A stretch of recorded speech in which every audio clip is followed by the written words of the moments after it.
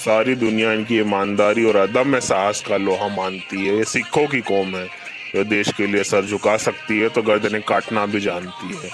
जंग छोड़कर भाग गए लुटेरे अफगानी बाबा दीप सिंह ने ऐसा वार किया, एक हाथ में अपना कटा सर लेकर बाबा दीप सिंह के केवल धड़ ने ही वजीर खान को मार दिया। झूम उठी थी सारी दिशाएं, सतरंगी अमृतसर का आसमां हुआ। फिर भाई बख्तूर और माता जियोनी के घर सिखों के चिराग बाबा दीप सिंह का जन्म हुआ। अध्यात्म, घुड़सवारी, तलवारबाजी, ढाल चलाने की शिक्षा को सीखकर बाबा जी ने समाप्त किया। दशमें पिता गुरु गोविंद जी के आदेश अनुसार गुरु ग्रंथ और सिख दर्शन का ज्ञान बाबा जी ने प्राप्त किया। गुरु ग्रंथ साहब को अपने हाथों से लिखा और मातृभूमि के लिए खुद को बलिदान किया। अपनी आखिरी सांस तक सिक्खी निभाएंगे। बाबा जी ने गुरु गोविंद जी के हाथों से अमृत पान किया। इंसानियत भी शर्मसार हो जाए, मानवता के नाम पे वह गाली था। वह अफगानी क्रूर शासक अब्दाली था।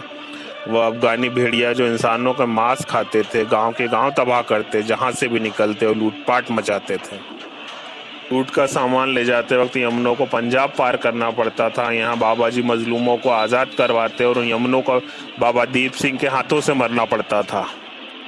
सिखों से बदला लेने के लिए उन विधर्मियों ने अपनी सारी हदों को पार किया और सिखों की आस्था हरमिंदर साहब पर उन विधर्मियों ने वार किया।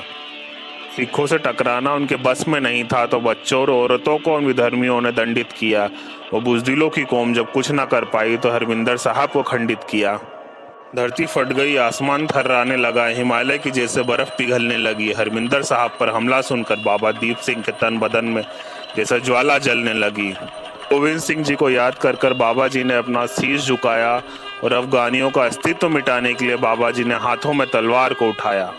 5000 सिखों से लाखों अफगानी टकरा रहे थे, फिर भी अफगानियों का पसीने छूट रहे थे। बाबा दीप सिंह जी उन विधर्मियों पर काल बनकर टूट रहे थे। बाबा जी का खंडा दुश्मनों का रक्त बहा रहा था।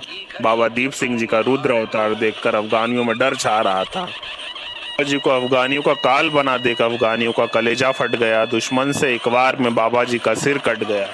उठो बाबा जी, दुश्मनों पर वार करो, एक सिख योद्धा ने जंग के मैदान में चिल्लाया। हरमिंदर साहब का बदला लेना है, बाबा जी को अपना प्रण याद दिलाया।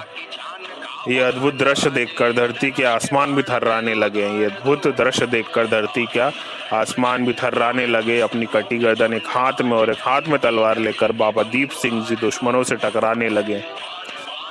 देख रहे थे बाबा जी का रुद्र अवतार, दुश्मन डरे डरे हुए। देख रहे थे बाबा जी का रुद्र अवतार, दुश्मन डरे डरे हुए।